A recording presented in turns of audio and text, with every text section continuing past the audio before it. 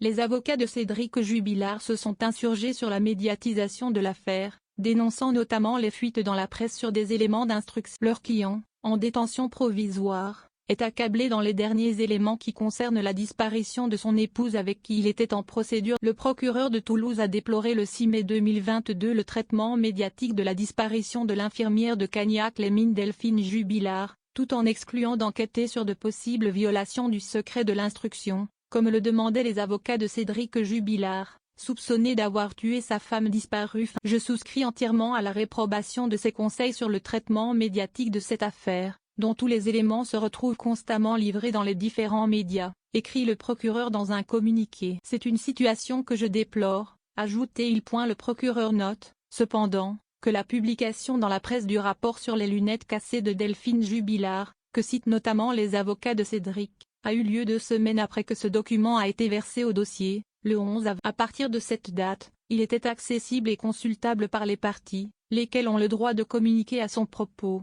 N'ayant pas de soupçons sur d'éventuelles violations du secret de l'instruction, il exclut de diligenter une enquête. Les avocats de Cédric Jubilard, maître Emmanuel Franck, Jean-Baptiste Allary et Alexandre Martin, avaient écrit au procureur pour lui demander d'enquêter sur la multiplication de fuites dans la presse d'informations soumises au secret de l'instruction. Je ne sais pas qui piétine le secret de l'instruction, mais ces violations se multiplient, avait déclaré jeudi M. Allary. Il avait mentionné la publication dans la presse d'une expertise psychiatrique concernant Cédric et de celle sur les lunettes. Delphine Jubilard, qui travaillait comme infirmière de nuit dans une clinique d'Albi, a disparu en pleine nuit du domicile familial à Cagnac-les-Mines, Tarn, en décembre 2000. Son mari Cédric Jubilard, avec qui elle était en instance de divorce, est le principal. Il a été mis en examen pour meurtre et écroué le 18 juin 2021.